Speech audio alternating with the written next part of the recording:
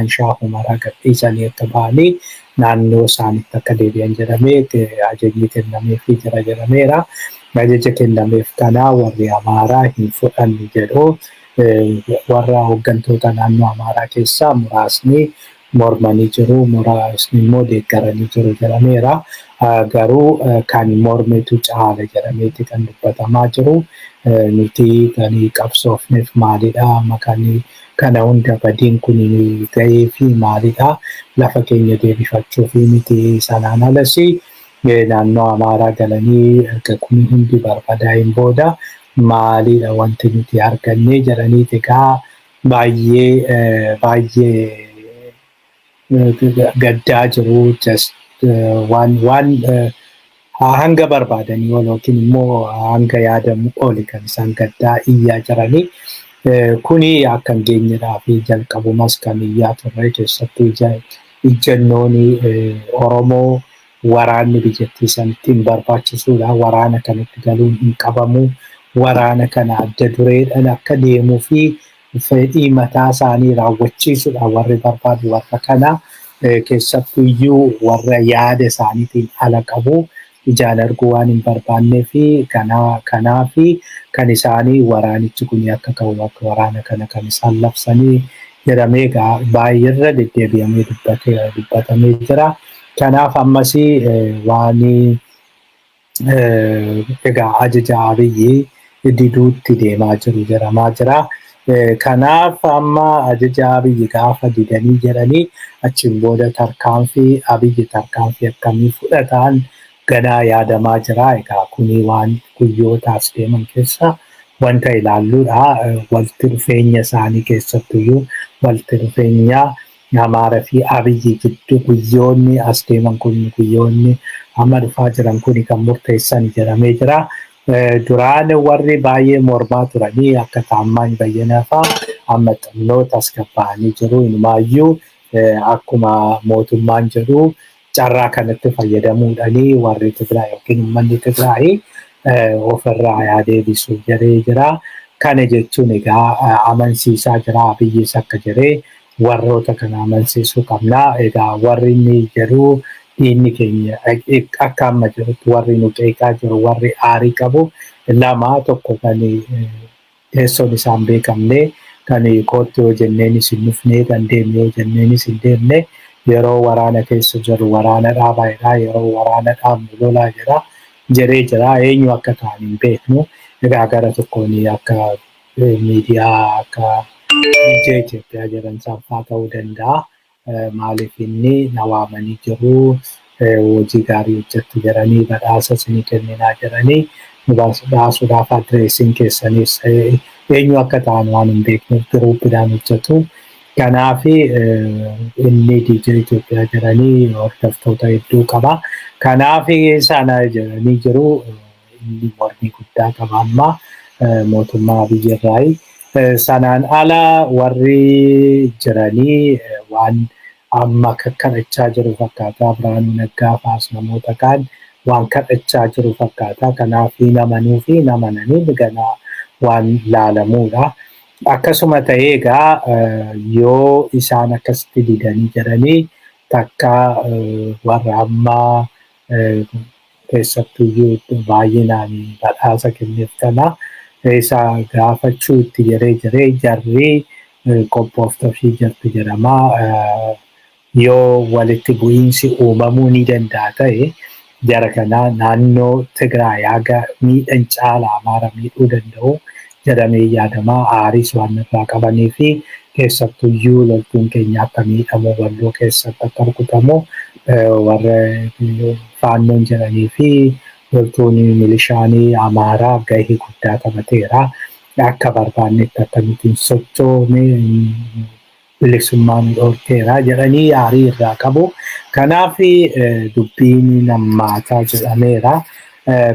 Egaa gara tokkoon Abiyyi amma cinqameera. Yoo Walqaayitti deebisee araara kanatti galuu baate kan adabbii biraattis eegama. Yoo adabbii kana bira darbuu hin danda'u haalli jirus isaa hin eeyyamu. Yoo sana biratti yoommoo gara sana ta'uu baate araara kana fudhachuu baatee lakki waraanatti hin deema jedhee adabbii guddaa yoommoo araaratti deemee jedhee warra kana dhabuuf deema. Warra kana gaafa dhabee warra kana ala hagam socho'uu danda'a, hagam hojjechuu danda'a gaaffii guddaa uumee jira. Kanumatu jira egaa kanumaan gara oduu keenyaatti deemnaa. Oolmaa Oromiyaatti deemnaa. Oolmaa Oromiyaatiin waldiddaan PP Oromiyaa akkuma itti fufetti jira. Egaa waldiddaan PP Oromiyaa kana dura akka isinitti himne garee Shaabiyaa keessaa ba'anii Adwaa Oromoo jedhamanii isaanii fi warra kaan jidduutti garaagarummaan jiraachuu himnee jirra. Isaanis garaagarummaa isaanii ifa godhanii jiru.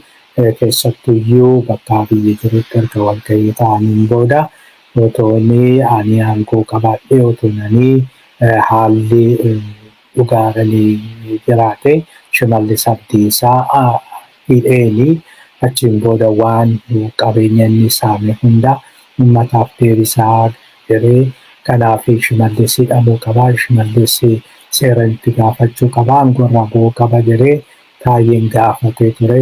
Karaa Taayyeetiin egaa sarara Taayyeen afaan Taayyee jedhee kan lallabu hanga sanis hin beeknaa eenyu maal akka godhu loltuu Jimaa loltuu daldaltuu Jimaa akkasumas hattuu simintoo kan kontiraabaandii waan garaagaraa kaasee jira. Ajjechaa abbootii gadaa Gujii wajjiniinis wal qabsiisee kaasee jira.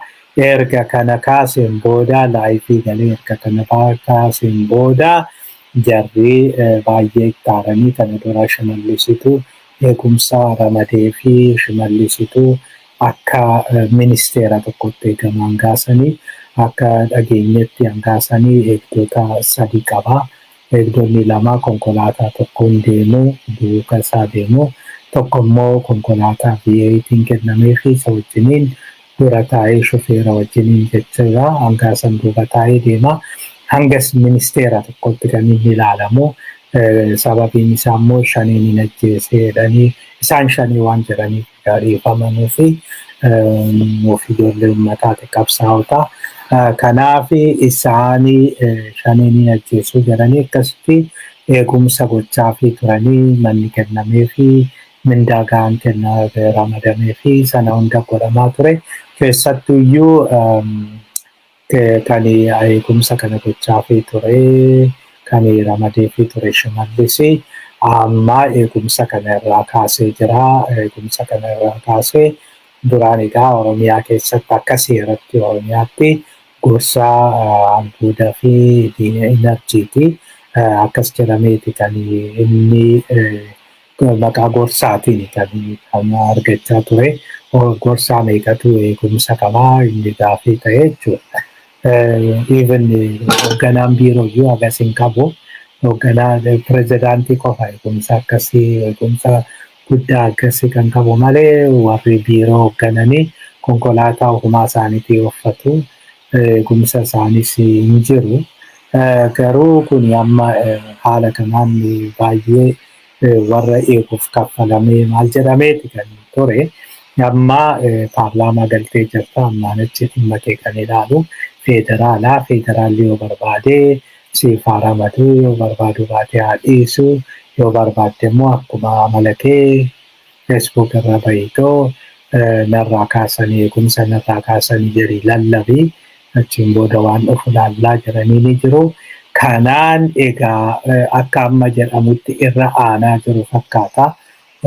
Baay'ee waan itti bu'amaa jiru yookiin waan achi sochoosuu danda'aniin fakkaatu jarri humna waan qabanii fi kanaaf ammaaf callisanii jiru. Taayyeenis callisee jira.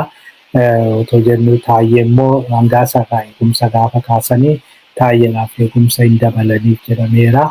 Ministeerota ta'anii kan godhamu oolli Taayyeedhaa fi eegumsi guddaan haa godhamu jedhamee Taayyeedhaaf eegumsa addaa eegumsa dabalanii fi eegumsa guddaa godhamaa fi jira jedhamaa. Egaa akka dubbiin warra gidduu jirtu kana garamitti akka adeemtu hin beeknu. Ammaa fi waa'ee waraana kanas dhimma naannoo Amaaraa fi federaala gidduu jiru kanas nuti nun galchuu jedhanii jiru jedhamaa Shimallisii nuti dhimma keenya miti jedhee jira garuu walqaayitii akka nuti beeknutti kan Tigraayii yommuu gaaffiin irratti kaa'ame seeraan gaafatamee Amaaraaf deebi'uu qaba malee nuti humnaan akkasitti deebifachuun kun yookiin humnaan qabachuun kun sirrii miti kan jedhu ejjennoo qabu jedhanii. Kanatti aanee Abiy Joo Baayiden wajjin mari'ate Ameerikaan maal jechee kan jedhu kana egaa har'a Abiy mataa isaatiin dubbatee jira.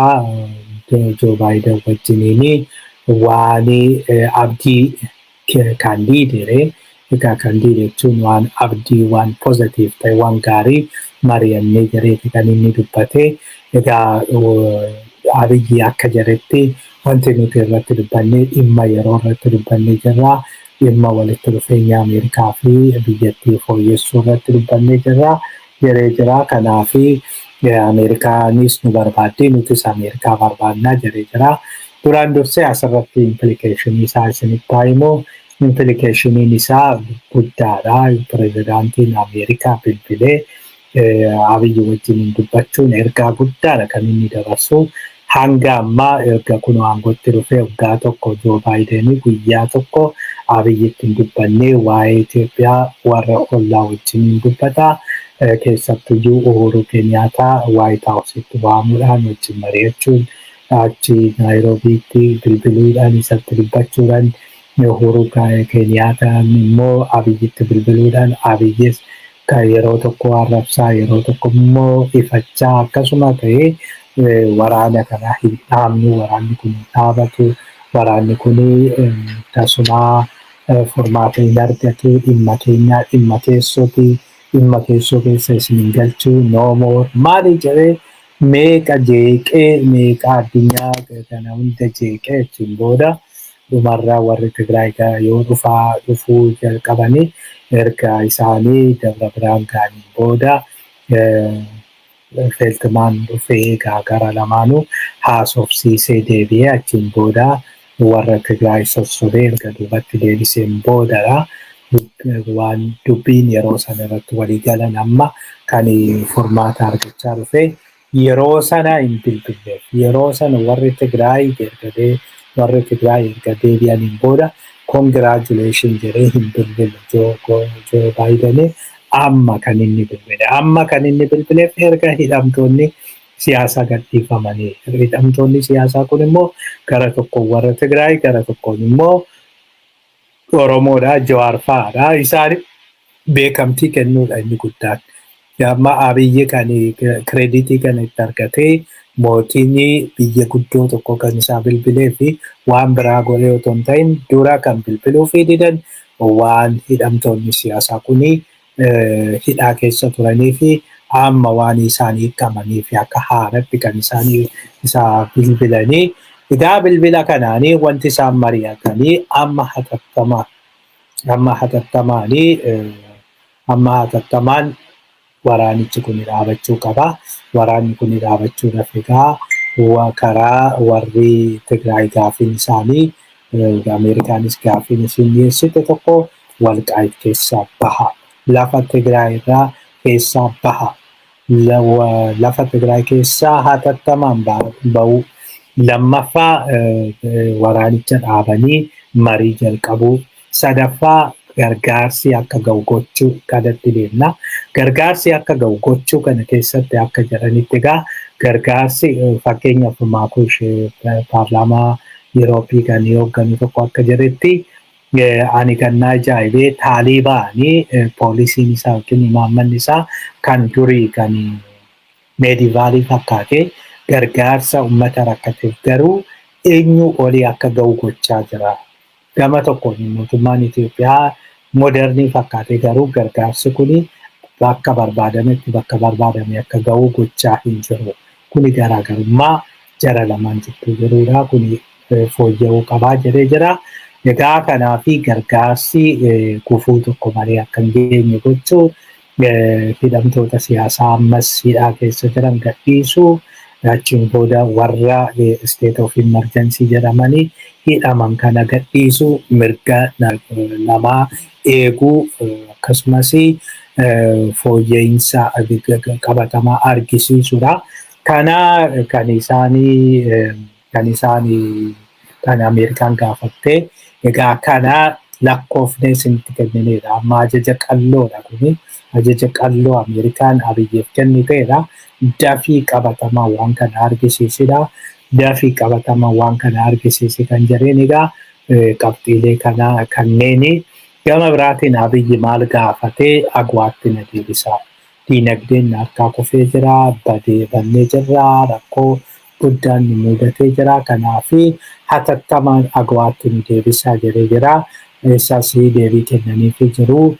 Agwaatti hin deebitu. Agwaatti garuu kan deebitanii yoo waan isin hin jenne kana hojiirra oolchitanidha. Kanaaf significant change jedhanii egaa significant change jechuun waan barbaadamu kana fakkeenyaaf araarri bu'ee national dialogue kana keessatti hundi hirmaatee achiin booda yoo waraanichi dhaabbatee gargaarsi uummata barbaachisu kana haalan sirriitti gahee jire yeroo kana qofaadha kan kuni ta'uu danda'u. Kana gochuuf Abiyyi cinqii guddaa keessa galeera egaa danqaa guddaa keessa galee jira. Tokko danqaa ofiin harkaan keessa of galchee maaliif biyyattii sana kan bulchu ofiisaatii ta'ee otoo jiru yookiin immoo dhaabni wajjin bulchaa otoo jiru inni dhaaba sana keessatti ana malee namni hin jiru jedhee dhaqee warra biraatti hirkatee warri biraa suni amma ganaa jiru fakkaata. Isaanis hin ta'u jechaa jiru fakkaata. Kanaaf haala baay'ee rakkisaa keessa akka jirudha kan dubbatamaa jiru. Kanuma wajjiniin dhaabni sadii Abiyyi mormuudhaan ibsa baasanii jiru.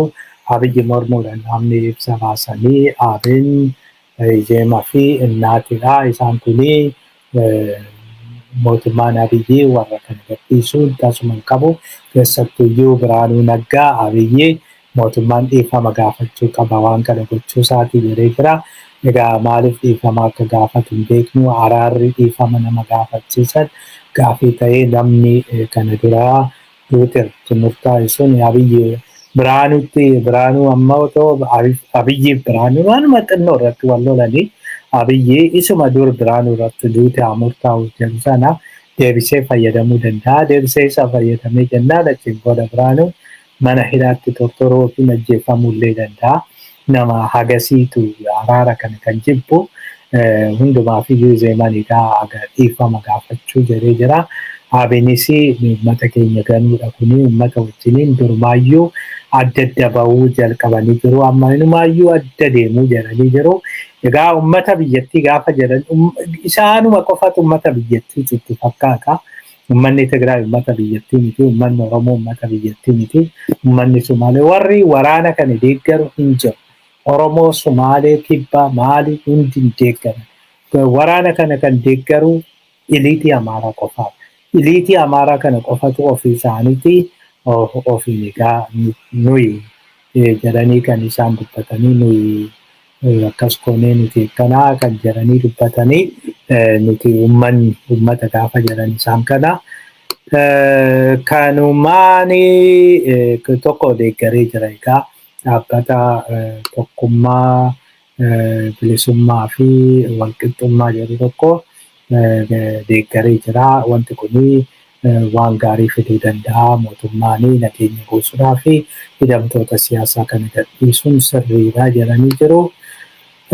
Sanaan gara itti aanutti deemnaa koominiitiin Oromoo Minisootaa nageenya hidhamtoota akka eegan gaafatanii jiru. Koominiitiin Minisootaa kaleessaa ibsa baasee kan ibsa jennu baasanii duraan dursee warra hiikaman kanaa fi nageenya amansiisaa ta'e gochuufii qaba. Waan eegumsa amansiisaa ta'e godhuufii qaba. Kanaaf namoonni kun haala isaan itti jiranii fi waan rakkoo isaan mudatu yoo jiraate dafee furmaata kennuufii qaba. Sanaan alaa warri warri hidhamanis haa hiikamanii jedhee jira. Warri haga ammaa hidhaa jiranii hatattamaan hiikamuu qabu. Hatattamaan yoo hiikamaniin ala rakkoo guddaan mudachuu danda'a jedhaniiru. Kanumaan egaa Daawit Ibsaas akka mana hidhaa dhaabbiitti ba'u gaafatanii jiru. Kanumaan oduu itti aanutti deemnaa. Oduun itti aanu badhaasni loltuu muufannaa uumee jira. Egaa badhaasa kana kan kenname tokko Fiild Maarshaal jedhameeti kan kenname. Inni kun duraan dursee maaliif kenname kana irratti gaafiin uumamee jira. Duraan dursee yoo gaafiin inni duraa uumame amma haala jiruun waraana irratti dandeettii argisiisanii jedhameeti kan wanti kun kenname. Waraanatu gaggeeffame moo seera kabachiisuudha. Duula seera kabachiisuu jedhameeti kan dura jalqabame. Achiin booda immoo duula jiraachuuf baduu akkas hillumnaa zamachaa jedhameeti kan kenname. Kanaaf kuni waan wal'aadha. Seera kabachiisuudha erga duulame. Seera kabachiisuu fi loltuu biyyattii qofaa miti. Poolisiin biyyattiis hirmaateera. Sana keessatti immoo maaltu argame? Waa maaltu argame? Waan waraana sana irratti wanta hin danda'amne wanti hojjetame maalidha? Gara tokkoon warra kanaa dhugaa dubbachuudhaa fi mirgi namaa Itoophiyaallee kan addunyaa wajjin walii galuudhaanii badii guddaan crime against humanity fi war crime raawwate bakka jiranii jala muranii dubbatanitti. Kanaaf immoo kan itti gaafatamu hooggantoota waraanatti bakka jedhamutti akka waan guddaa wayii waan addaa wayii namni hin miidhamne kana gochuun isaanii maal jechuudha kan jedhu gaafii uumee jira. Gama biraatiin immoo warri asirratti waan guddaa taphatee hin arganne jedhamee jira. Keessattuyyuu egaa maqaa odeessaa kan turan kana dura Shaambal Bayyana kan jedhamu. Baala Kazaaraa jedhanii kan isaanii ililchaa fi weellisaa turanii wanti inni argate hin jiru. Badhaasni inni argates hin jiru. Garuu guddinni kennameefii jedhamee jira. Duraanii shaalaqaa kan ture jeneraala ta'ee jira. Amma birgaadeer jeneraal jedhamee jira.